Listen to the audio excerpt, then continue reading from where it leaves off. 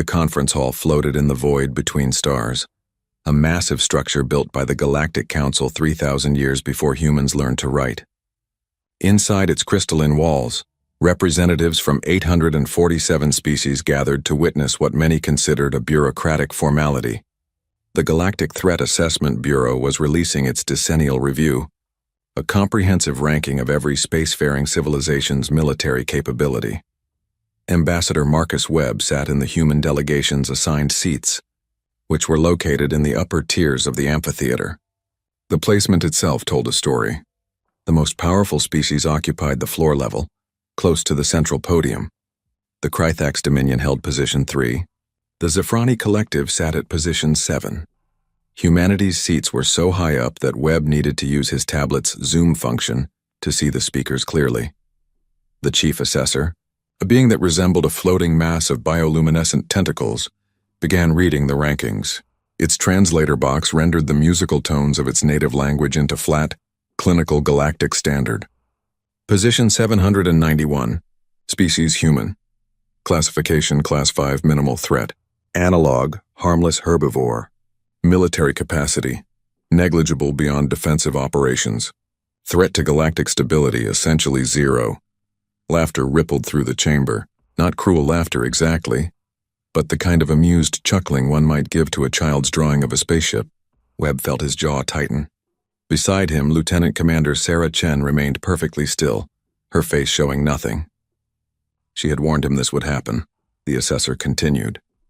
Human civilization exhibits strong commercial instincts, robust cultural output, and admirable diplomatic flexibility. Their military forces are adequate for piracy suppression and minor territorial disputes. However, their fleet composition suggests no capacity for force projection beyond their immediate borders. Furthermore, their fractious political history and emphasis on individual rights makes coordinated military action unlikely. Assessment: suitable for trade partnerships and cultural exchange. Military threat minimal, more laughter. A Krythax delegate in the floor seats turned to look up at the humans, its 6 eyes glittering with what might have been amusement or contempt. Webb couldn't tell the difference with their species. The Krythax stood nearly 3 meters tall with chitinous armor plating and forearms that ended in claws capable of rending steel. Their species had conquered 47 worlds before joining the Council. They were warriors and they knew it. After the session ended, Webb made his way to the diplomatic reception. These events were supposed to foster goodwill and understanding between species. In practice, they were opportunities for the powerful to network and the weak to be ignored. Webb grabbed something that smelled vaguely like coffee and found a corner to occupy. Ambassador Webb. The voice came from behind him. He turned to find himself looking up at Warlord Krythax the Unyielding, one of the Dominion's senior military commanders. The Krythax wore ceremonial armor that gleamed under the artificial lights. "I wanted to speak with you about a matter of mutual interest." Webb kept his expression neutral. "Of course, Warlord. How can I help you? Help? No. The Krythax's translator box rendered what might have been a laugh. "I am here to help you. The Dominion has been reviewing our borders. We have noticed that several of your colonies are positioned in space that would be more efficiently utilized under our administration. Our colonies are quite efficiently run." "Thank you," Webb said. "Perhaps. But efficiency is relative, yes? Your species is new to the stars. Only 63 years since your first faster-than-light travel. Very young. Very inexperienced." The Krythax leaned closer. "We are prepared to offer generous compensation for 5 of your outer worlds. New Harmony, Theta Station, Far Hope, Terra Nova, and Salvation. The residents would be relocated at our expense." Very generous terms. Webb felt cold spreading through his chest. Those 5 colonies represented nearly 8 million human lives. New Harmony alone had 2.3 million citizens. Those worlds are not for sale, Warlord. Everything is for sale, Ambassador. It is simply a matter of price. The Krythax straightened. The Dominion has authorized me to give humanity 30 standard days to consider our offer. We are patient. We understand you may need to consult with your various governments. Democracy is slow but thorough. We respect that. And if we decline, the Krythax made a gesture with its upper arms that the translator interpreted as a shrug. Then we would be forced to educate your species on the realities of galactic politics. Nothing personal, you understand. Simply the way things work. The strong expand. The weak accommodate. This is the natural order. Webb watched the Krythax walk away, joining a cluster of delegates near the center of the room. Several other species glanced at Webb, then quickly looked away. No one would intervene. Humanity had no allies here, not really. They had trading partners and cordial relationships. But when it came to standing against the third most powerful military in the galaxy, humanity stood alone. Back on Earth, Webb transmitted his report through quantum-entangled communication channels. The response took 6 hours, which was fast considering it required consensus from the United Earth Government, the Colonial Assembly, and the Defense Council. The answer was exactly what Webb expected. Refuse the Krythax demands, continue diplomatic efforts, and prepare contingencies. Lieutenant Commander Chen had already returned to Earth. She stood now in the Pentagon's Strategic Command Center, a facility buried 3 kilometers beneath the Rocky Mountains. Around her, holographic displays showed the positions of every human ship, every colony's defensive capability, every asset humanity possessed in space. Admiral Thomas Reeves, commander of the United Earth Defense Force, studied the same displays with weathered eyes. He was 73 years old and had spent 50 of those years in uniform. They actually think we'll just hand over 5 worlds? They think we're harmless, sir, Chen replied. The assessment said so. Class 5 minimal threat. They looked at our diplomatic record, our trade networks, our small military presence in council space, and concluded we're not worth worrying about. Our diplomatic record exists because we chose diplomacy, Reeves said. Not because we're incapable of anything else. They don't see the difference. Chen pulled up a tactical assessment. The Krythax have never lost a war. They've been expanding for 300 years. Every species they've challenged has either capitulated or been crushed. From their perspective, we're just the next in line. Reeves nodded slowly. What's your assessment, Commander? Chen had been preparing this analysis since humanity joined the Galactic Council 15 years ago. She had always known this moment would come in one form or another. The galaxy operated on power dynamics and humanity was seen as weak. Someone would eventually test that assumption. If they attack, they'll start with New Harmony, she said. It's the most distant colony, easiest to isolate, and has the largest population. They'll want to make an example. Based on Krythax doctrine, they'll launch an overwhelming assault designed to terrify rather than annihilate. They want surrender, not genocide. Dead colonies can't be occupied. And our response? We activate Protocol Janus, sir. Chen pulled up another display, this one showing ship designs the Galactic Council had never seen. We show them what they missed in their assessment. Reeves was quiet for a long moment. Protocol Janus puts us on a war footing. Once we activate it, there's no going back. The galaxy will know we've been preparing for this. The galaxy will know we're not harmless, Chen corrected. There's a difference. The President will need to approve this. Yes, sir. The President did approve it, along with the Security Council, the Colonial Assembly, and every other governing body that needed to sign off. But they also tried diplomacy first. That was the human way. Ambassador Webb spent 3 weeks in negotiations with Krythax representatives.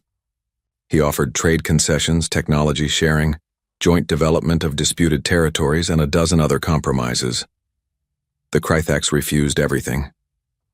They wanted the worlds, nothing less. It was a matter of prestige now. They had made their demand publicly. If they backed down, they would look weak. And the Krythax Dominion had not built an empire by looking weak. On the 28th day, Webb sent a final message to the Dominion. The United Earth Government and Colonial Assembly have reviewed your proposal.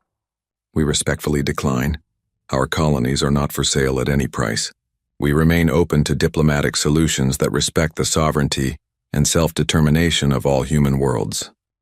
The response came within an hour. Your decision is noted. The Dominion will take appropriate action to secure its legitimate interests. This is regrettable but necessary. On the 30th day, the Krythax Third Fleet jumped into the New Harmony system. 67 warships, including 8 dreadnoughts and 23 heavy cruisers. It was enough firepower to sterilize a planet's surface. They had not come to negotiate. Admiral Krextal, commanding the Third Fleet from his flagship Eternal Triumph, broadcast a message on all frequencies. Attention, human colonists of New Harmony.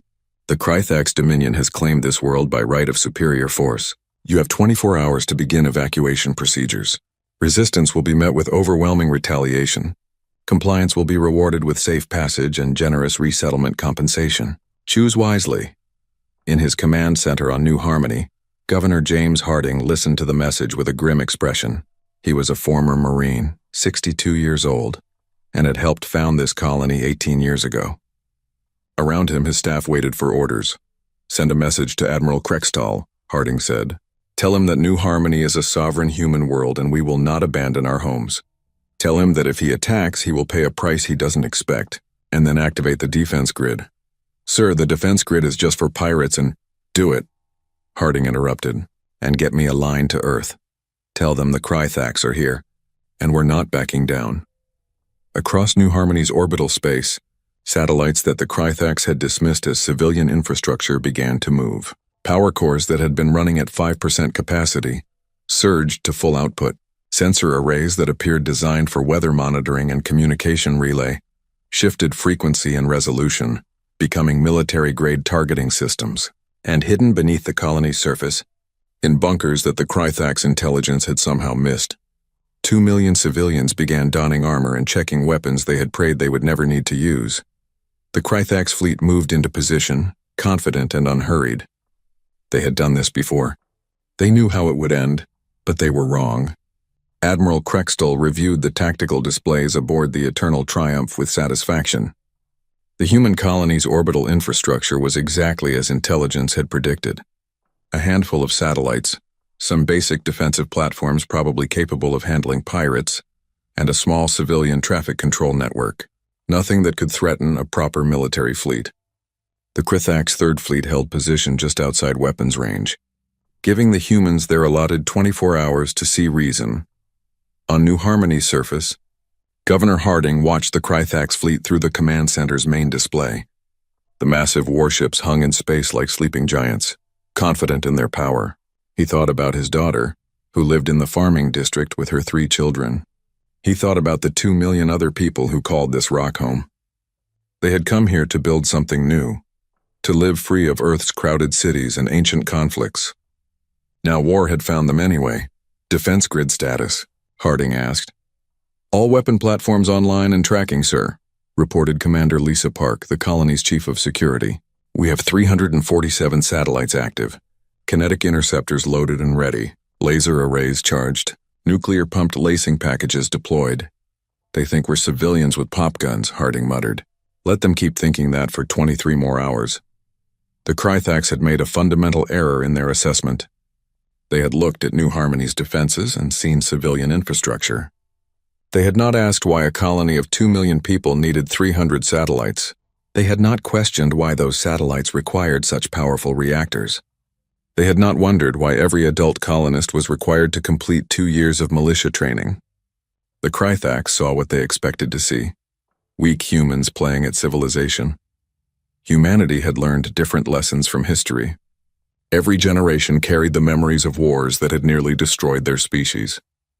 They had learned that peace was precious, but survival required preparation.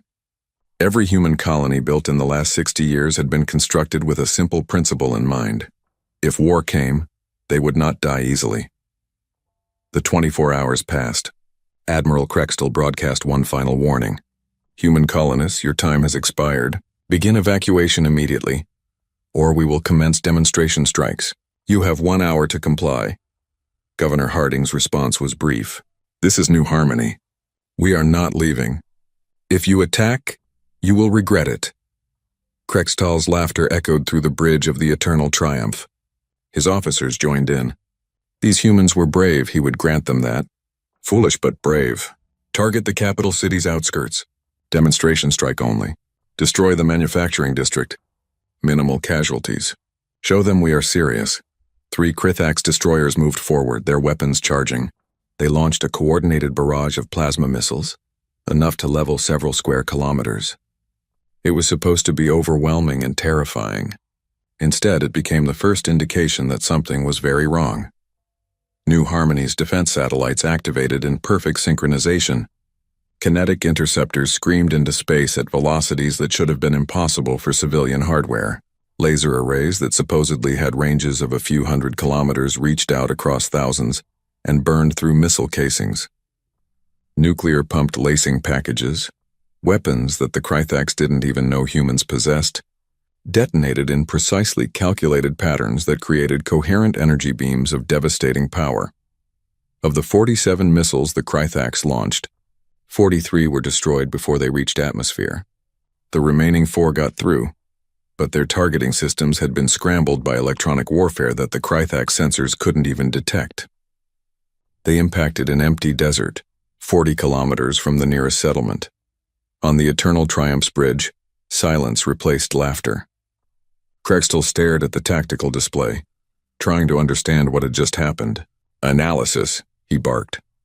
"Admiral, the human defensive network is far more capable than projected," his tactical officer reported, her voice uncertain. "Their satellites are military-grade, possibly exceeding our own technology in some areas. And they have weapon systems we didn't detect in preliminary scans. How is that possible?" "Our intelligence was wrong, sir," the tactical officer interrupted, which was a breach of protocol severe enough that Krextal would have reprimanded her under normal circumstances. But these were not normal circumstances.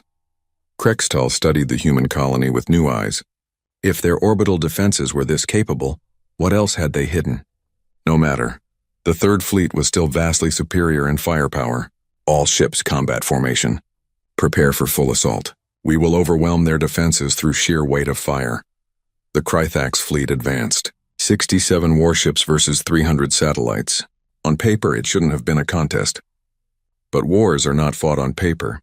The satellites moved, and the Krythax realized with shock that they had been wrong about those too. These weren't fixed installations that could be easily targeted.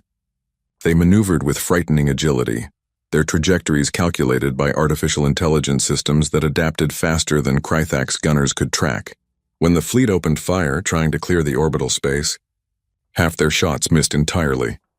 And then the satellites returned fire. Lasers invisible in vacuum slashed across the darkness, targeting not the Krythax ship's thick armor, but their sensor arrays, communication antennas, and weapon tracking systems. Kinetic projectiles, nothing more than dense metal slugs accelerated to insane velocities, punched through shields designed to stop energy weapons. One destroyer took a kinetic hit that entered through its forward sensor array and exited through the engine compartment, tumbling the ship end over end. "They're targeting our systems, not our armor," Krextal's tactical officer shouted. "They're trying to blind us." "Then shoot them down before they succeed," Krextal roared. But the humans had learned from centuries of asymmetric warfare. They didn't fight the way the Krythax expected. They didn't try to match firepower with firepower. Instead, they exploited weaknesses, targeted critical systems, and used coordination that came from AI-assisted networks operating at speeds biological minds couldn't match. The battle raged for 6 hours. The Krythax destroyed 143 human satellites, but it cost them 3 destroyers completely disabled and 7 more heavily damaged. And then the ground-based defenses joined the fight. New Harmony's surface appeared to erupt. Hidden installations that had been camouflaged as mining operations revealed themselves as missile silos. What the Krythax had dismissed as communications towers were actually electromagnetic railguns, capable of launching projectiles into orbit.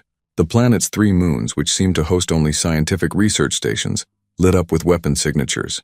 They militarized their entire system, Krextal's executive officer said, his voice edged with something that might have been fear. "Every structure, every installation, it's all military." Krextal felt the first stirrings of doubt. This was not how the war was supposed to go. The humans were supposed to panic and surrender, not fight with calculated precision. But the Dominion had committed to this action. To withdraw now would be humiliation. And the Krythax did not accept humiliation. "Bring up the reserves," he ordered. "I want every ship in this fleet pressing the attack. Break their defenses and establish orbital superiority. Now." The Third Fleet threw everything at New Harmony. Plasma barrages that could melt continents. Kinetic bombardments that struck with nuclear force. Missile swarms that numbered in the thousands. For a terrifying hour, it looked like the sheer weight of fire would overwhelm the colony's defenses. But then Earth's response arrived, The UEDF had mobilized the moment the Krathax fleet jumped into New Harmony's system. Admiral Sarah Chen, now wearing the rank she had held in reserve for years, commanded humanity's first fleet from the bridge of the UED's Indomitable. The fleet numbered 42 ships, less than the Krathax, but these were not the civilian-converted cargo haulers and light patrol. Craft the Galactic Council had catalogued the ships that emerged from faster than light. Travel in New Harmony's outer system were proper warships, built in hidden shipyards armed with weapons that humanity had spent 60 years perfecting. They had learned from every war their species had ever fought. They had studied every conflict, every strategy, every tactic that had ever been used to win against superior numbers. All ships, stealth approach, Chen ordered. Use the debris field from the initial engagement as cover. Silent running until we reach optimal firing range. Target packages are uploaded. Fire on my command only. The human fleet moved like ghosts through the void. They had something the Krathax didn't expect. True stealth technology. Not invisibility, which was impossible, but heat management, emissions control, and hull coatings that made them nearly impossible to detect until they were exactly where they wanted to be. Admiral Krextal received the warning when the human fleet was already among his ships. Multiple contacts, close range. Admiral, we have hostile vessels in the formation. How did they get so close? Krextal demanded, but he already knew the answer. The humans had tricked them. Again. Chen's voice echoed across every Krathax communication channel. This is Admiral Sarah Chen of the United Earth Defense Force. You attacked our colony. You killed our civilians. Now you pay the price. The UEDS Indomitable and its sister ships opened fire at ranges so close that shields were useless. Humanity had studied the Krathax for 15 years. They knew every weakness in their armor, every blind spot in their sensor coverage, every flaw in their shield geometry. The humans had learned from Trafalgar, from Midway, from every naval battle in their history. They understood that wars were won not through brute force, but through superior tactics and targeting. Swarm drones, thousands of them, poured from the human ships like angry insects. Each drone was small and expendable, but they carried shaped charges designed to penetrate Krathax armor. The Krathax point defense systems tried to stop them, but there were too many, moving too fast, coordinating too well. Human destroyers, which the Krathax had thought were heavy cruisers based on their mass, revealed their true purpose. They were missile platforms carrying nuclear-pumped lacing warheads. When these missiles detonated, they didn't create explosions. They created focused beams of coherent energy that could slice through 3 ships in a single shot. The Battle of New Harmony turned from assault into nightmare. The Krathax Third Fleet was caught between the colony's defenses and Chen's fleet. They were being hit from 2 sides by an enemy that fought nothing like they expected. The humans used their smaller ships to herd Krathax vessels into kill zones. They sacrificed drones and missiles to create debris fields that blocked escape routes. They targeted engines and command bridges with surgical precision. After 36 hours of continuous combat, Admiral Krextal faced reality. His fleet had lost 42 ships destroyed and 17 more too damaged to fight. His casualties exceeded 78%. The humans had lost 9 ships and taken heavy damage to 14 more. By any standard of warfare, the Krathax had been routed. Signal retreat, Krextal said, his voice hollow. All ships withdraw to jump point. What remained of the Third Fleet limped away from New Harmony. The humans let them go. They could have pursued and annihilated the remainder, but they chose not to. Chen watched the Krathax retreat on her tactical display and felt only tired satisfaction. Message from Governor Harding, Admiral, her communications officer reported. He says thank you and welcome to New Harmony. Tell him we're glad to help, Chen replied. And tell him to prepare for more visitors. The galaxy is watching, and they just learned something new about humanity. On the Galactic Council's monitoring station, hundreds of species had indeed watched the entire battle. The emergency session convened within hours. The chamber that had laughed at humanity's ranking now buzzed with urgent, worried conversation. Ambassador Webb stood at the human delegation's podium, no longer seated in the upper tiers. The council had granted him floor access for this emergency session. He looked out at the assembled species and saw fear where there had been contempt. Esteemed members of the council, Webb began, you classified my species as harmless, as minimal threat. You were wrong, but not in the way you think. We are not harmless. We never were. But we chose peace because we know the cost of war. You mistook that choice for weakness.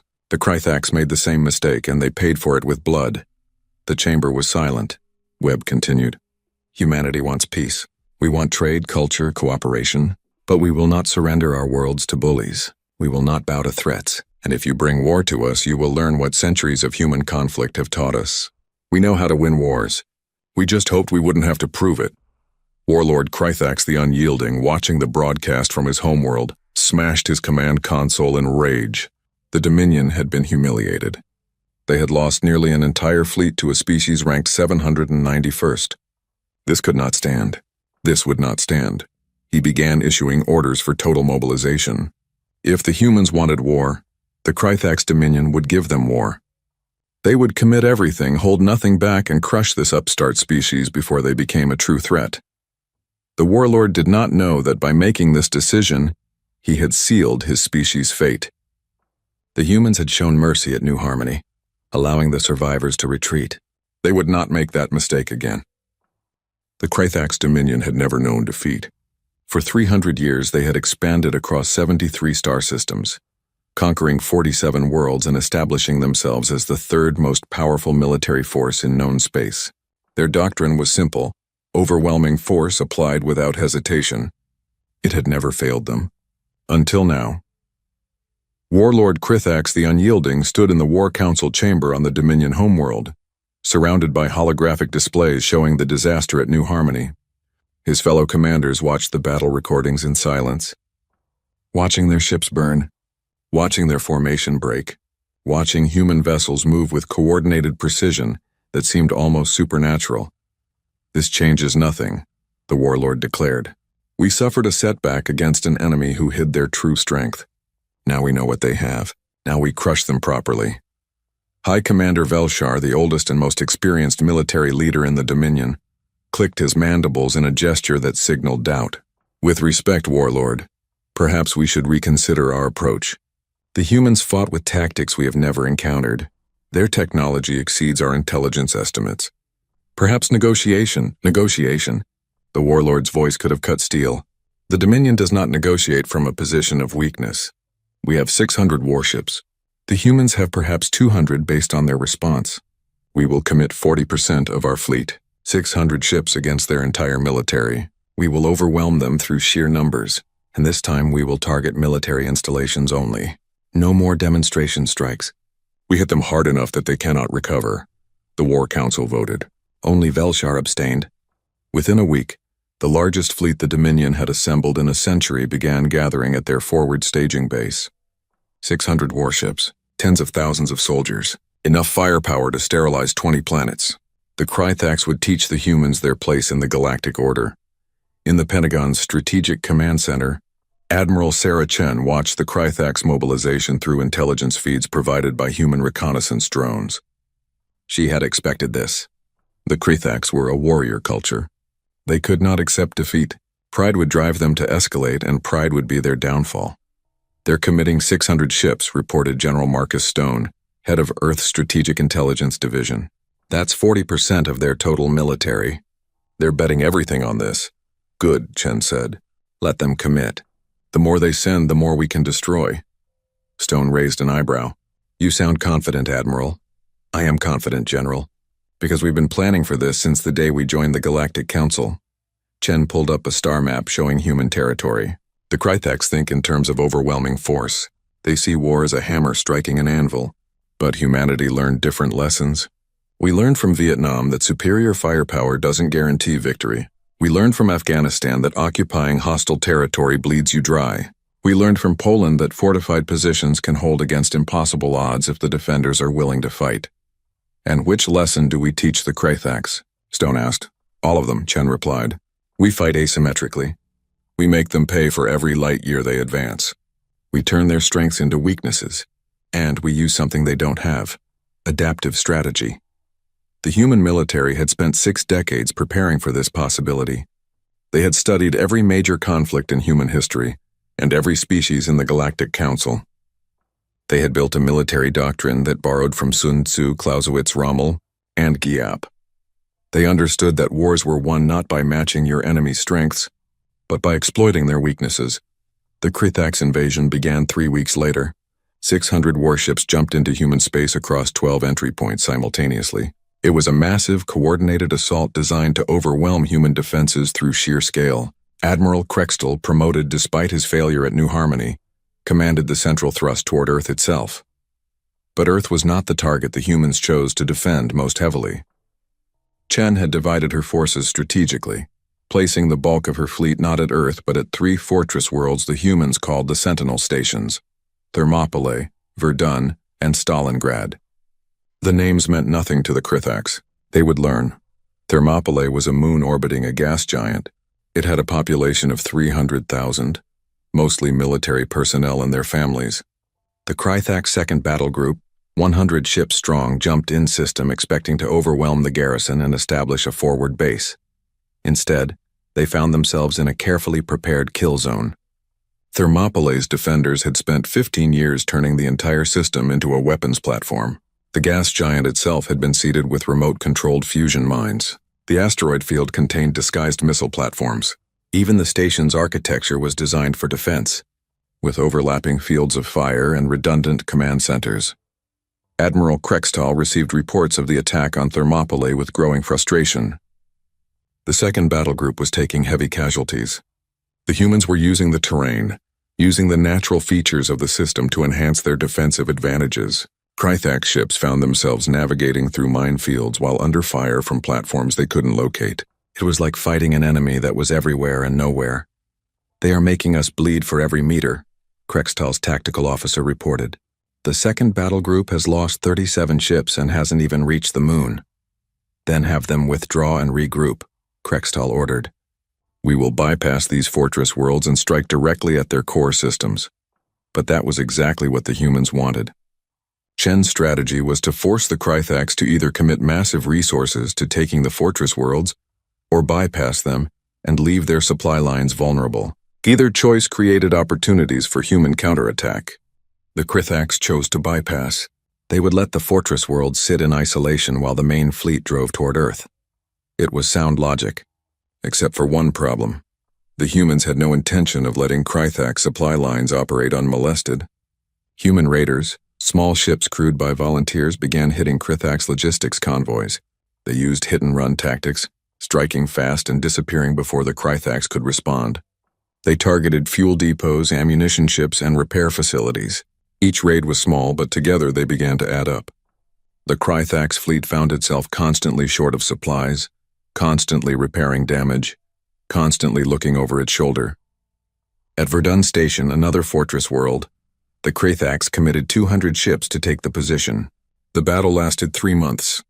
The humans used every trick they knew: minefields, remote drones, cyber warfare, and psychological operations. They broadcast messages to Krithax ships detailing their casualties, telling them how many of their comrades had died, asking if this war was worth it. The Krithax took Verdun eventually, but it cost them 130 ships. They captured a station that had been systematically destroyed before evacuation. They gained nothing but rubble and the graves of their soldiers.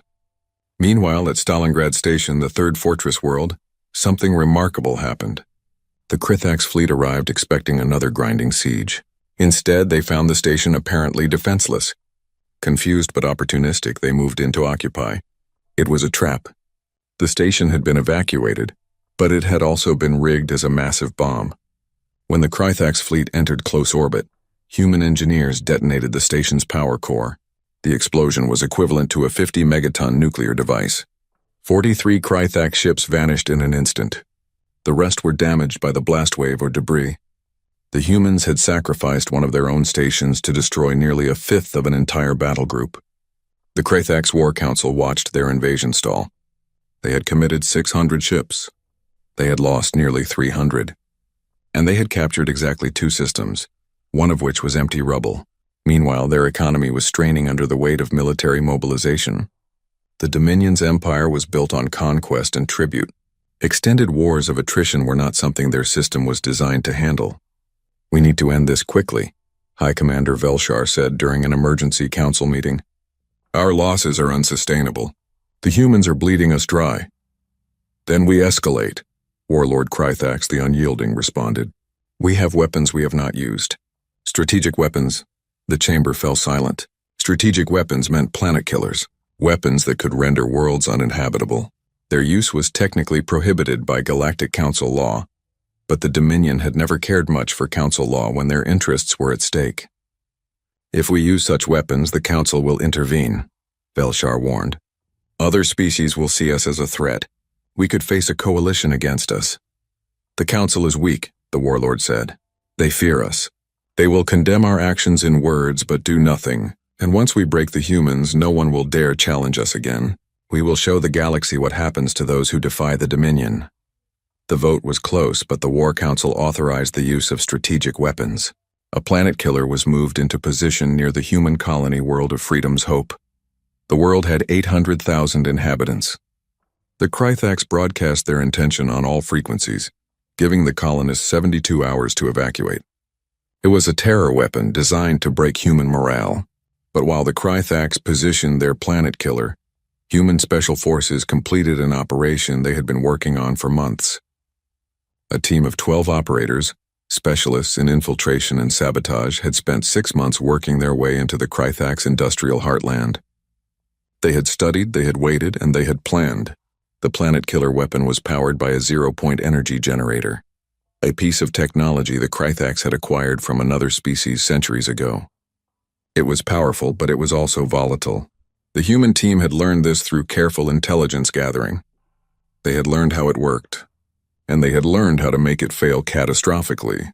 Lieutenant James Keller led the team. He was 28 years old, had grown up on Mars, and had volunteered for this mission knowing he probably wouldn't come back. His team infiltrated the facility housing the generator through a maintenance tunnel. They moved through sections that should have been guarded but weren't, because the Krythax had grown complacent in their own territory. They reached the generator chamber with 47 minutes before the weapon was scheduled to fire. Keller's demolitions expert, Sergeant Maria Reeves, placed shaped charges around the containment field generators, not to destroy them but to cause a specific failure cascade. The zero-point generator would lose containment, but instead of simply exploding, it would create a runaway reaction that would consume everything within 1,000 kilometers. The team made it 300 meters from the facility before the charges detonated. Keller activated his helmet recorder. Mission successful. Generator containment compromised. To whoever finds this recording, tell my mom I'm sorry I couldn't make it home. The zero-point generator failed exactly as Reeves had calculated. The resulting explosion destroyed the Krythax industrial hub of Kreshnar Prime. 4.7 billion citizens died instantly. 60% of the Dominion's shipbuilding capacity vanished. Their ammunition factories, their equipment manufacturing, their research facilities, all gone in a flash of uncontained energy. The planet killer weapon, positioned to destroy Freedom's Hope, never fired. It ceased to exist along with everything else in that system. The Krythax Dominion reeled. In a single moment, they had lost more than they had in 300 years of warfare. Their military machine, which had seemed unstoppable, suddenly had no capacity to replace losses. Ships already in the field would get no reinforcements, no repairs, no resupply. Warlord Krythax the Unyielding stood in the ruins of his War Council chamber on the homeworld. The explosion had been visible in their night sky, a brief new star that marked the death of billions. Around him, his commanders were in shock. Some were weeping. Others simply stared into nothing. They destroyed an entire world, someone whispered. How did they do it? High Commander Velshar, who had warned against escalation, spoke quietly. We underestimated them. We thought because they chose peace they were weak. We were wrong. The humans know how to make war. They have always known, they just hoped they wouldn't have to show us. On Earth, Admiral Chen received the report of Kreshnar Prime's destruction with mixed feelings. 4.7 billion people dead, even enemy civilians, was a weight on her soul. But Lieutenant Keller and his team had saved 800,000 human lives and probably shortened the war by years. The Krythax will want vengeance, General Stone said. The Krythax no longer have the capacity for vengeance, Chen replied. They've lost 40% of their military and 60% of their industrial base. They can't sustain this war any longer. Now we make them an offer. Surrender or we finish what they started. The message was sent through official channels. The Krythax Dominion had 72 hours to respond. They could accept terms of surrender, or humanity would prosecute the war to its conclusion. There would be no third option. The Galactic Council watched all of this with growing horror. The species they had ranked as harmless had just destroyed one of the galaxy's major powers in 6 months. The humans had demonstrated capabilities that should not have been possible for such a young species. More importantly, they had shown they understood the true nature of warfare. Victory goes not to the strongest, but to the most adaptable, most ruthless, and most willing to pay the price. Ambassador Webb appeared before the council again. This time no one left. No one looked away. They listened as Webb delivered a simple message. The Krythax brought this war to us. We tried diplomacy, we offered compromise. They chose violence. So we gave them violence, and they learned that humanity has had millennia to perfect that particular art. We don't want to be warriors. We want to be builders, traders, artists, explorers. But if you make us fight, we will win. Remember that. The Krythax had 72 hours to decide their fate. They would choose surrender. They had no other option left. Warlord Krythax the Unyielding stood before the assembled leadership of the Dominion in their emergency council chamber. The room was deep underground, protected by meters of reinforced armor because the Krythax had learned that nowhere was truly safe from human weapons. Outside, the population of their homeworld waited in fear. Inside, the architects of their civilization's greatest disaster tried to decide what came next. We cannot surrender, the warlord said, though his voice lacked its former conviction. The Dominion has never surrendered. Not in 300 years. If we bow to these humans, we show weakness. Every species we have conquered will see it. Rebellions will spread. Our empire will collapse. High Commander Velshar looked at his old rival with something approaching pity. Our empire is already collapsing, old friend. We have lost 300 ships. Kreshnar Prime is gone. Our industrial capacity is shattered. We cannot build new ships. We cannot repair the ones we have. And the humans are still out there waiting for our answer. Then we fight with what we have, the warlord insisted. We rally our forces. We strike at Earth itself. If we can decapitate their leadership, show them they are not invincible. We already tried that, interrupted Admiral Krextall, who had barely survived 3 separate engagements with human forces. We sent 200 ships toward Earth. The humans destroyed 73 of them before we got within sensor range of their inner system. They have defensive networks we cannot penetrate. They have weapons we cannot counter. And they fight like they can see the future, anticipating every move we make. It was true.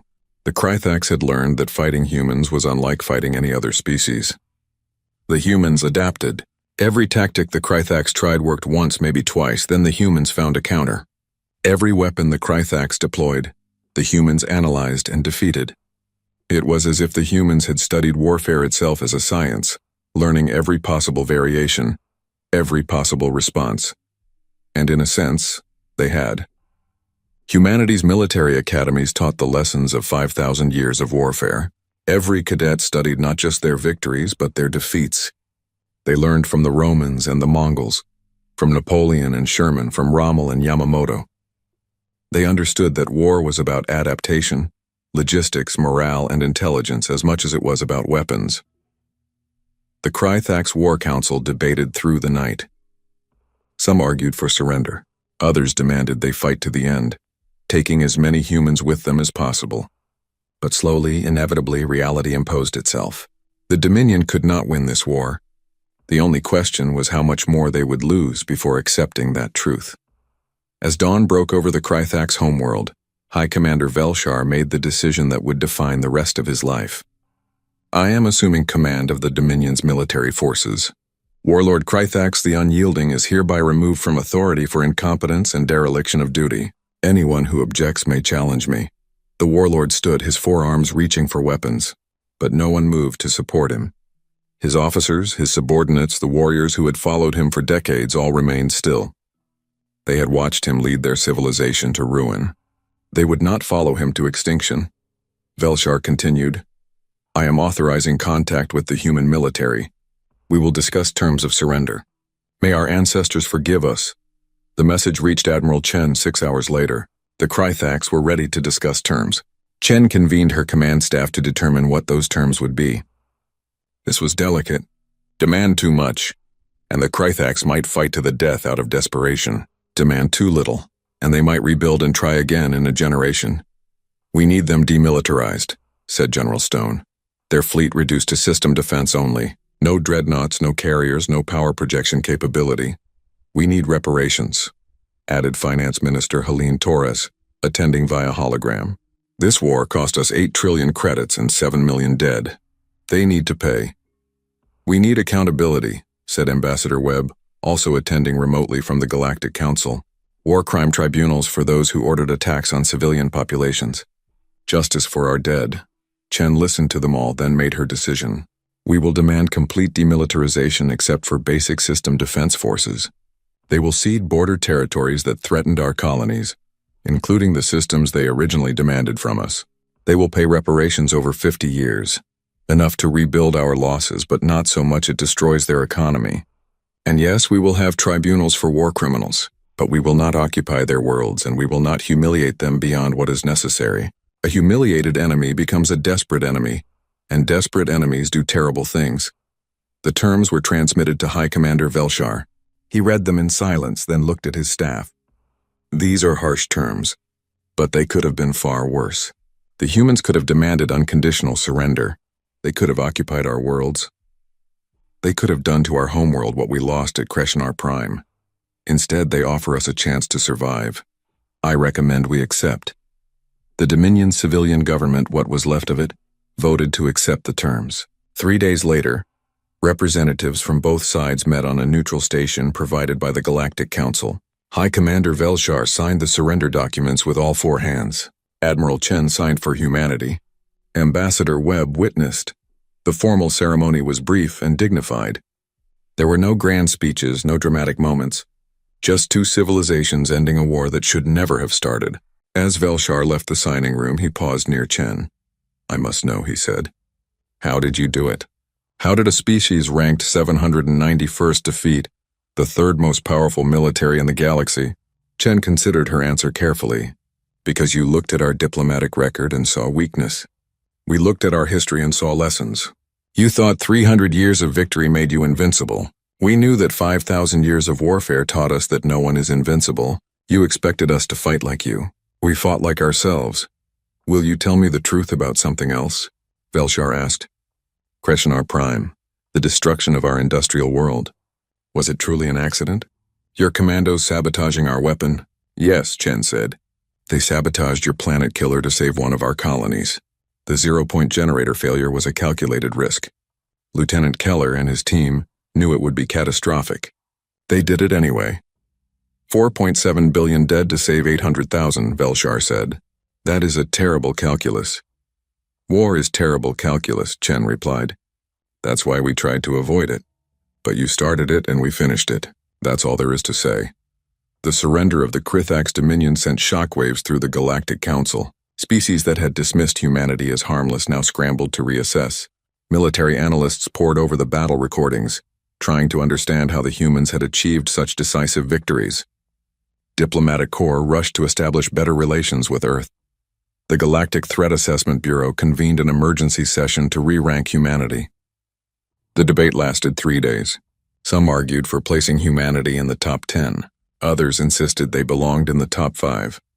A few radical voices suggested humanity might be the single most dangerous species in known space, not because of their technology, but because of their adaptability and their understanding of warfare itself. The final ranking was announced in the same amphitheater where, less than a year ago, humanity had been called harmless. This time, Ambassador Webb sat on the floor level, in the front row where the most powerful species resided. The chief assessor, the same floating mass of tentacles that had delivered the previous assessment, seemed subdued as it read the new classification. Species human, new ranking, Class 1 extreme threat, analog apex predator, military capacity, extensive with capabilities exceeding initial assessment by orders of magnitude, threat to galactic stability, extreme, diplomatic status recommended for priority engagement and alliance consideration. There was no laughter this time. Only silence, and Webb thought a certain amount of fear. In the weeks following the surrender, the true cost of the war became clear. The Krithax had lost 390 warships, 65% of their entire military. Their industrial capacity was reduced to 35% of pre-war levels. Kreshnar Prime, their manufacturing hub, was a dead system that would take centuries to recover if it ever did. Nearly 5 billion Krythax civilians were dead or missing. The Dominion, once the third most powerful civilization in the galaxy, had been reduced to a second-rate power that would spend decades recovering. Humanity had lost 47 warships and 7 million dead, most of them civilians killed in the initial Krythax attacks. The cost was terrible, but compared to the Krythax losses, humanity had won decisively. But Admiral Chen took no pleasure in victory. She visited the memorial being constructed on New Harmony, where the war had started. The monument would list every human who died in the conflict. 7 million names, 7 million people who had wanted nothing more than to live their lives in peace. Governor Harding, who had held New Harmony against the initial assault, stood beside her. "Was it worth it?" he asked. "I don't know," Chen admitted. "We survived. We secured our future. But the cost—" She trailed off, looking at the names being carved into stone. "They forced us to fight," Harding said. "That's what I tell myself at night when I can't sleep. They attacked us. We defended ourselves. We did what we had to do." "But we did more than defend," Chen said quietly. "We destroyed them. Utterly. Completely. We made an example of them. Now the galaxy fears us, and I'm not sure that's better than being dismissed as harmless." "It's better than being conquered," Harding replied. "It's better than seeing our children enslaved or our worlds burned. We chose to be strong because the alternative was extinction. That's not a choice I regret." Chen nodded slowly. She understood his point, but the weight of command meant understanding the broader implications. Humanity had proven itself capable of terrible violence. That would change how other species saw them. Some would seek alliance. Others would prepare for conflict. And some, inevitably, would decide that humanity was too dangerous to exist and would have to be eliminated before they became unstoppable. The war with the Krythax was over, but Chen suspected it was only the first of many challenges humanity would face now that the galaxy knew the truth. They were not harmless. They were predators who had chosen to be peaceful, and predators once provoked were very hard to stop. Back in the Krythax Dominion, Warlord Krythax the Unyielding sat in a cell awaiting trial for war crimes. He had started a war out of arrogance and pride, believing that humans were weak and easily conquered. He had gambled his civilization's future on that assumption, and he had paid with planets. Through his cell's small window he could see the night sky. Somewhere out there, beyond his sight, was the dead system where Kreshinar Prime had been. 4.7 billion ghosts. An entire world erased because he had thought humans were harmless. He had learned the truth too late. Humans were not harmless. They were dangerous precisely because they understood the cost of violence and chose peace anyway. But when forced to fight, they fought with the accumulated knowledge of a species that had spent millennia perfecting the art of war. The Krythax had challenged humanity. They had demanded surrender. They had attacked without mercy, and they had paid with planets, blood, and the pride of a warrior culture that would never recover from the defeat. The lesson was clear, carved in fire and blood across multiple star systems. Do not mistake humanity's choice of peace for inability to wage war. The galaxy had learned this lesson. Some would remember it. Others would forget and have to learn it again. But humanity would remain vigilant and ready, hoping for peace but prepared for war. 6 months after the surrender, Ambassador Marcus Webb walked through the halls of the Galactic Council complex with a security detail he hadn't needed before the war. Other delegates moved aside as he passed, some nodding respectfully, others averting their eyes. The change in behavior was remarkable. Before the war, Webb had to chase down other ambassadors for brief conversations. Now they sought him out, requesting meetings, proposing alliances, offering trade deals that heavily favored humanity. Fear, Webb realized, was a powerful diplomatic tool. He wasn't sure he liked wielding it. The emergency session of the Galactic Council had been called to formally reclassify humanity's threat rating and to address the broader implications of the Krythax defeat. 847 species sent representatives. The chamber was full, which was unusual. Most routine sessions saw perhaps half attendance. But this was not routine. This was the galaxy trying to understand what humanity's victory meant for the established order.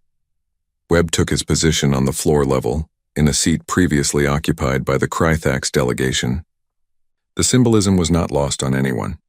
The Krythax now sat in the upper tiers, their reduced status physically manifest in the architecture of the chamber. The chief assessor floated to the central podium, its bioluminescent tentacles pulsing with colors that Webb's translator interpreted as nervous energy. Esteemed members of the council, we convene to address the recalculation of humanity's threat assessment and to discuss the ramifications of recent events. As you are aware, humanity, previously ranked 791st, has been provisionally reclassified as Class 1 extreme threat. This session will determine if that classification is appropriate and what diplomatic protocols should follow. A representative from the Zafrani Collective, ranked 7th in one of the galaxy's oldest civilizations, rose to speak. The Zafrani were energy beings, appearing as vaguely humanoid shapes made of contained plasma.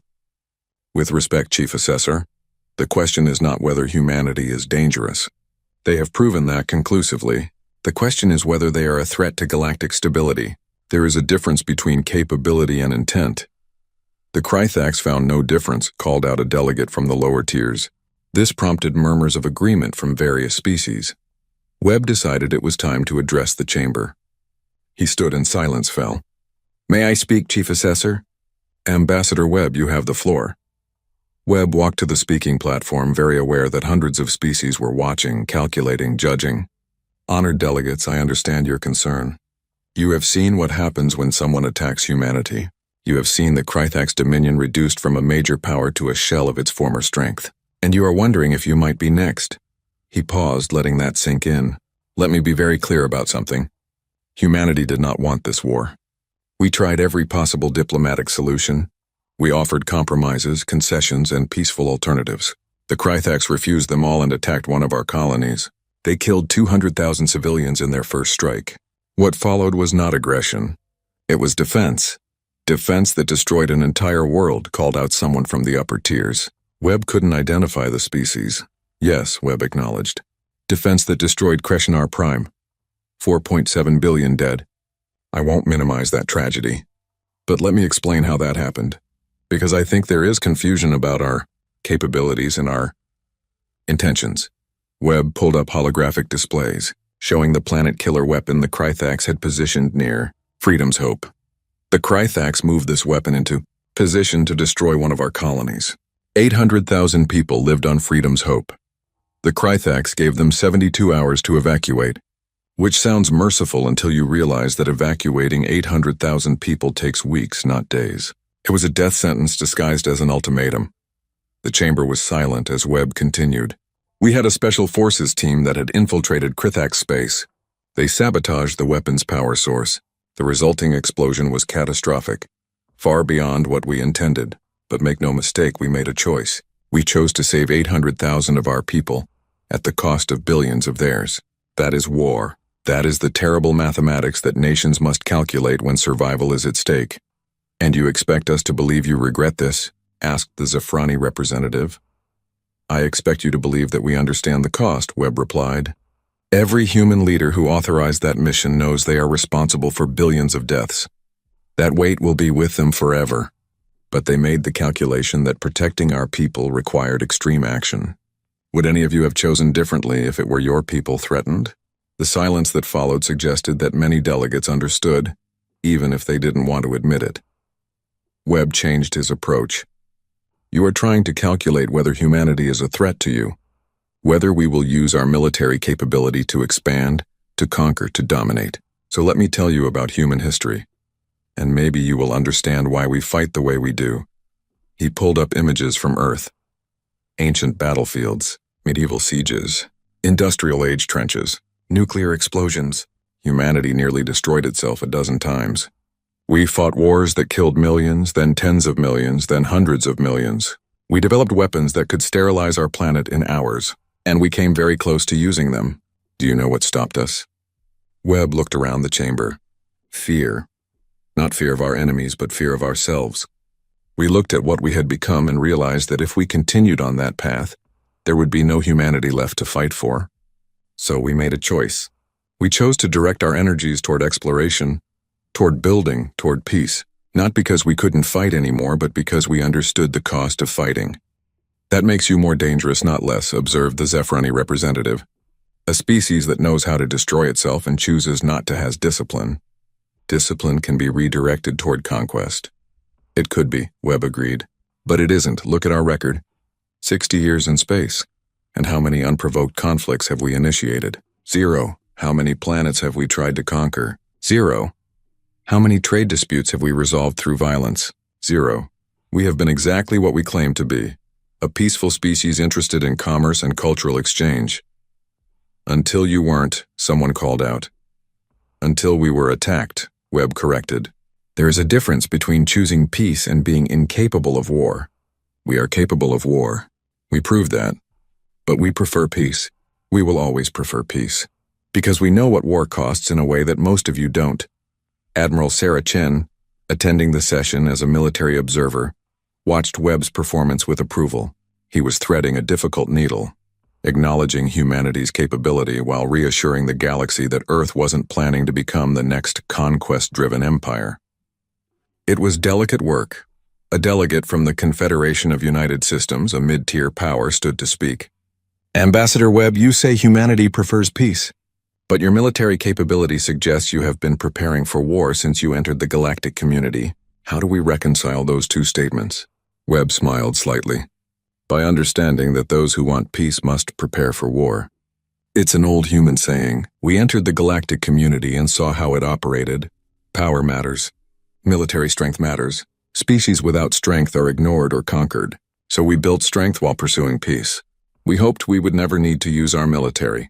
But we refused to be helpless. And now you have proven you are not helpless, said the Zafrani representative. Which brings us back to the original question. What do you intend to do with this power? Webb took a deep breath. This was the moment that would define humanity's place in the galaxy for generations. We intend to do exactly what we have always intended to do. We will defend our people. We will honor our commitments. We will engage in fair trade. We will share our culture and learn from yours. We will contribute to the Galactic Council and respect its laws. And we will offer alliance to those who want partnership based on mutual respect. He paused, then continued with steel in his voice. But we will not tolerate threats. We will not surrender our sovereignty to bullies. And if another species makes the same mistake the Krythax made, they will learn the same lesson. We are not harmless. We never were. We simply chose to give peace a chance. That choice remains. But it is a choice, not a weakness. The Galactic Council debated for 3 more days. Various species proposed different classifications for humanity. Some wanted economic sanctions to limit human military growth.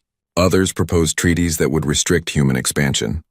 Still others suggested that humanity should be offered a permanent seat on the Council's Security Committee, recognizing their power while binding them to institutional constraints. In the end, the vote was decisive. Humanity was confirmed as Class 1 extreme threat, with a notation that diplomatic engagement was strongly recommended. No sanctions were imposed. No restrictions were placed on human expansion, and humanity was offered and accepted a seat on the Security Committee. The Krythax Dominion, meanwhile, faced a very different future. War crime tribunals began on a neutral world, with judges selected from species that had remained neutral during the conflict. Warlord Krythax the Unyielding was tried for initiating an aggressive war and for ordering attacks on civilian populations. The trial lasted 6 weeks. The evidence was overwhelming. High Commander Velshar testified against his former superior. He wanted glory. He wanted conquest. He looked at humanity's preference for peace and saw weakness. I warned him. I told him we did not understand the humans. He ignored me, and our civilization paid the price. Warlord Krythax the Unyielding was found guilty and sentenced to life imprisonment. 17 other senior Krythax commanders faced similar trials. Some were acquitted. Most were convicted. The message was clear. Aggressive war would have consequences, but the trials were not just about punishment. They were about establishing precedent. The Galactic Council had never seriously enforced rules against aggressive war before. Powerful species did what they wanted, and weaker species accepted it. The Krythax trials changed that calculus.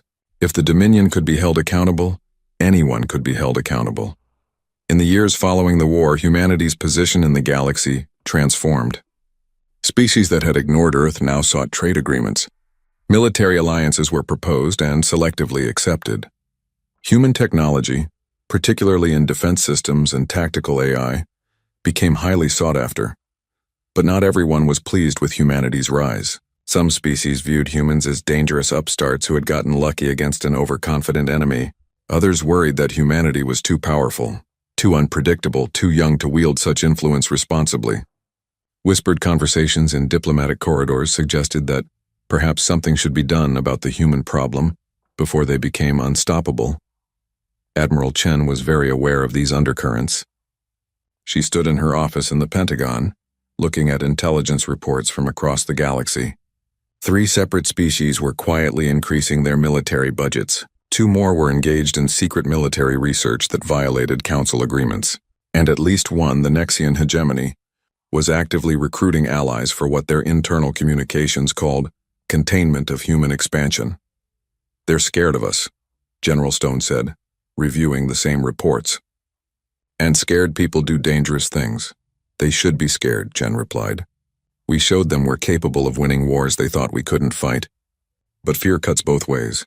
They might decide that the safest course is to eliminate the threat before it grows stronger." "You think we'll face another war?" "I think we'll face many wars," Chen said. "Not all at once, probably. But there are species out there who learned the wrong lesson from our conflict with the Krythax. They think we're a threat that needs to be eliminated. Others think we can be manipulated or used as a weapon against their rivals. And some just want to test us to see if we were lucky or truly dangerous. What do we do about it?" "We do what we've always done," Chen said. "We prepare. We build alliances with species we can trust. We maintain our military edge. And we hope that our reputation is enough to deter most conflicts before they start. But we stay ready. Because peace is not the absence of capability. It's the choice to use capability wisely." Ambassador Webb, returning to Earth for consultations, met with President Elena Vasquez in the White House. The president, elected on a platform of diplomatic engagement, had been forced to become a wartime leader. She looked older than she had a year ago. "The galaxy will never see us the same way," Vasquez said. "We can't go back to being dismissed as harmless. That door is closed." "No, we can't," Webb agreed. "But we can choose what we become next. We can become an empire, using our military strength to expand and dominate. Some species expect that. Some might even submit to it. Or we can remain what we claim to be, a peaceful civilization that happens to be very good at defending itself." "The second option is harder," Vasquez observed. "It requires constant restraint. It requires us to help our enemies rebuild, to show mercy when vengeance would be easier, to keep our word even when breaking it would be profitable." "Yes," Webb said. "But that's the choice that defines us. The Krythax thought we were weak because we chose peace. They learned we were dangerous. Now we have to prove that we're wise, that we can be powerful without being tyrannical, that we can win wars without becoming the monsters we fight against." The president nodded slowly. "I've authorized rebuilding aid for the Krythax Dominion. Medical supplies, industrial equipment, food shipments. Nothing military, but enough to help them recover. Some members of Congress are furious. They say we should let the Krythax suffer for what they did." "Those members of Congress have never read the Marshall Plan," Webb said, referring to America's rebuilding of Europe after World War II. "Sometimes the wisest thing you can do after defeating an enemy is help them recover. It turns enemies into allies. It shows strength of a different kind." "I hope you're right," Vasquez said, "because we're betting our future on the idea that we can be strong and merciful at the same time. That's a rare combination in galactic politics." A year after the war's end, a ceremony was held on New Harmony. The planet had been rebuilt, its scars healed as much as possible. A memorial stood where the first Krythax assault had struck, listing the names of those killed in the war. 200,000 civilians, 5 million military personnel, 7 million humans who would never go home. Admiral Chen stood at the memorial with Governor Harding and other survivors of the battle. Representatives from 43 species attended, including, surprisingly, High Commander Velshar of the Krythax Dominion. The Krythax commander approached Chen after the ceremony. "Admiral, I wanted to speak with you before I leave." "High Commander," Chen acknowledged. "I have been wondering something since the war ended," Velshar said. "At New Harmony, when our fleet retreated, you did not pursue. You could have destroyed us all. Why did you let us go?" Chen considered her answer.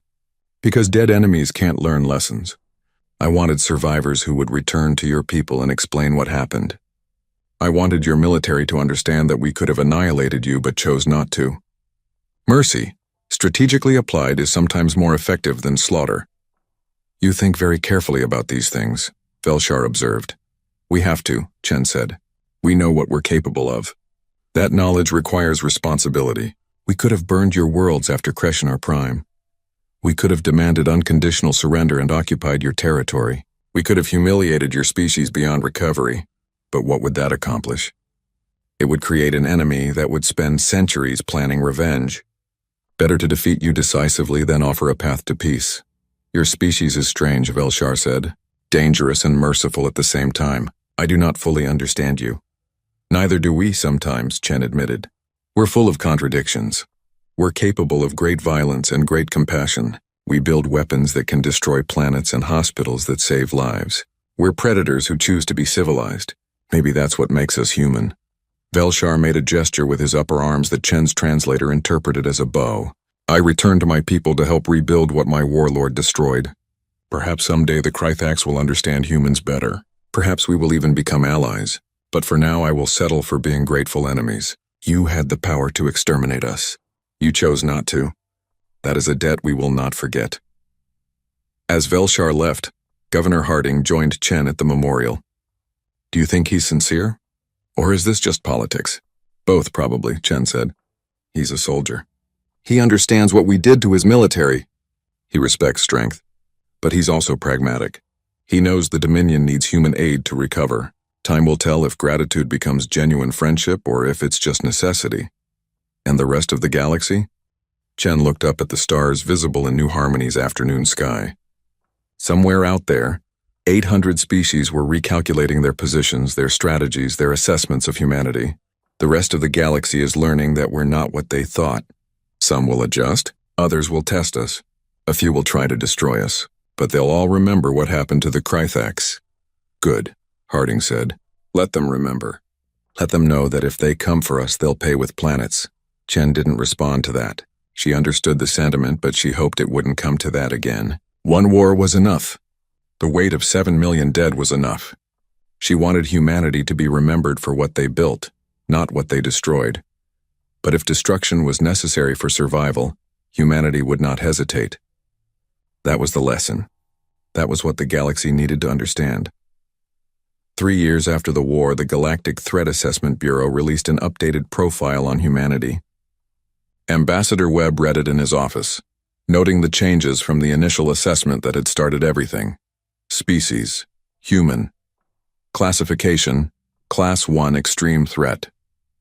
Analog, apex predator with cooperative social structure. Military capacity extensive.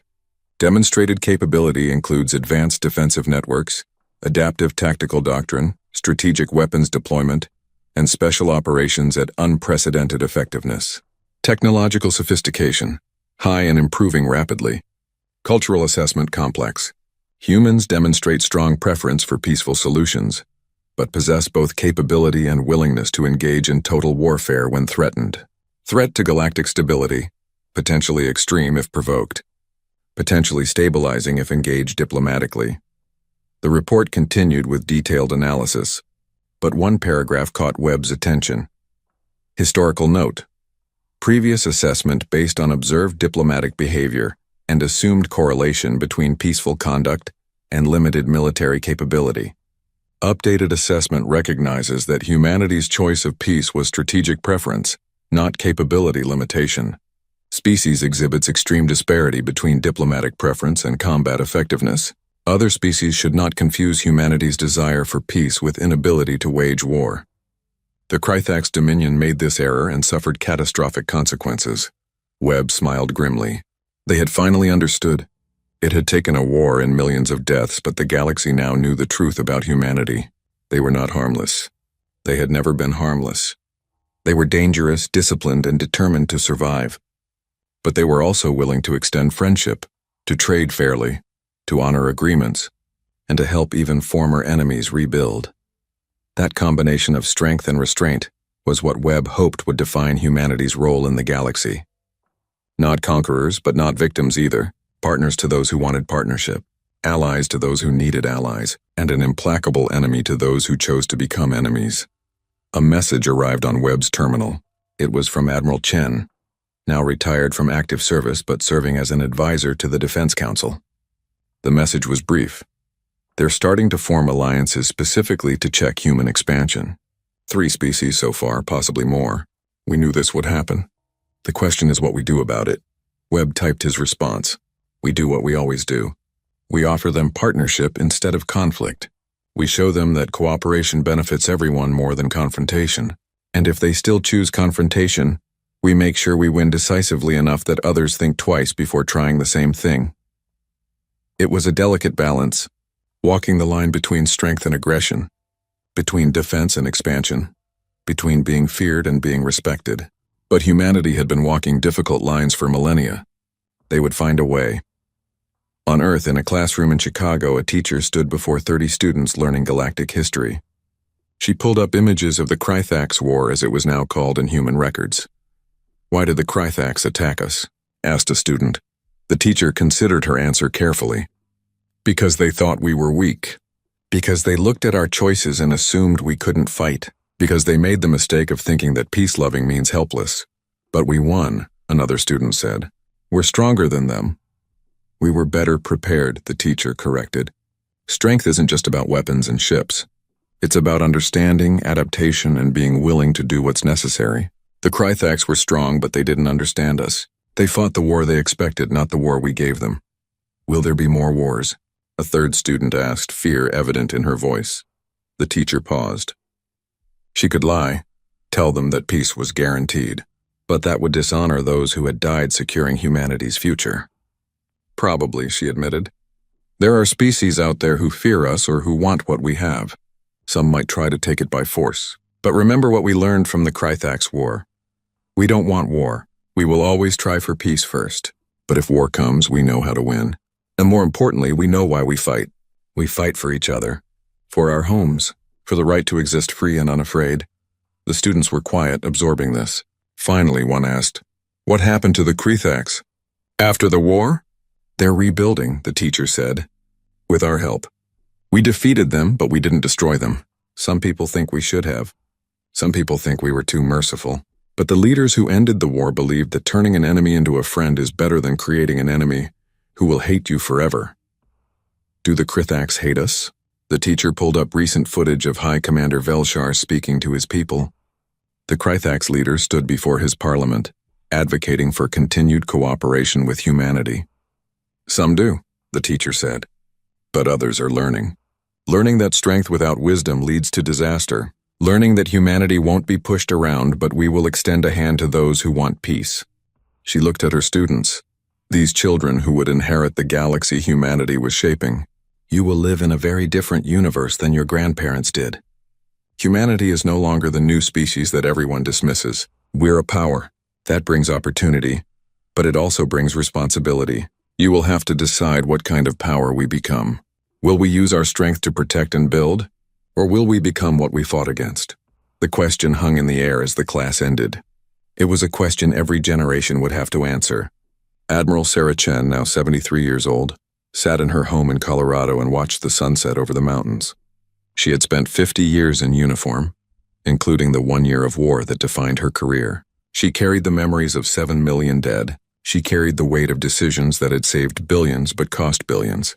A reporter had asked her once if she had any regrets. Chen had thought carefully before answering. I regret that war was necessary. I regret every person who died under my command. I regret that we couldn't find a peaceful solution. But I don't regret fighting. I don't regret winning. And I don't regret showing the galaxy that humanity is not to be trifled with. Now, years later, she still held to that answer. The war had been terrible, but it had been necessary, and humanity had fought it in a way that honored their values.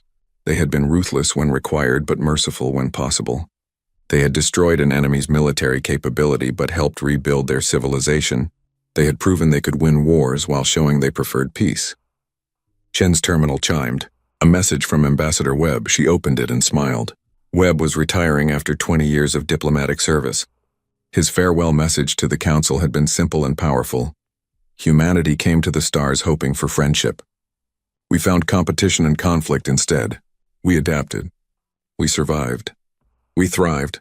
But we never gave up on our original hope. We still want friendship. We still believe that cooperation benefits everyone. We still think the galaxy can be better than it has been, and we're willing to work with anyone who shares that vision. But know this, we will never again be dismissed or threatened. We have proven what we are capable of. Now let us prove what we aspire to be. The message to Chen included a personal note. Sarah, we did what we had to do. We saved our species. We secured our future. Now it's up to the next generation to build on that foundation. I hope they choose wisdom. I hope they remember that our strength comes not from our weapons, but from our values. And I hope they never forget that the best victory is the one you never have to fight. Chen sent back a brief reply. They'll remember, Marcus. We'll make sure they remember, because those who forget history are doomed to repeat it, and humanity has enough history to learn from. As darkness fell over Colorado, Chen thought about the future. Humanity would face more challenges, more wars probably, more species would test them, probe for weakness, try to find the limits of human capability. Some would become allies, others would become enemies. The galaxy was vast and full of competitors, each with their own agenda. But humanity would endure.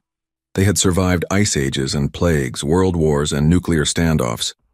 They had nearly destroyed themselves and pulled back from the brink. They had reached for the stars and found them full of danger, and they had proven that they could survive anything the galaxy threw at them, not because they were the strongest, not because they were the smartest, but because they were adaptable, determined, and willing to do whatever it took to protect their own. The Krythax had challenged humanity. They had demanded surrender. They had attacked without mercy, expecting quick victory, and they had paid with planets, pride, and power. Let the galaxy remember that lesson. Let every species that looked at humanity calculate the cost of conflict. Let them understand that humans were not harmless, had never been harmless, would never be harmless. But also let them understand that humans would rather be friends than enemies, would rather build than destroy, would rather cooperate than conquer.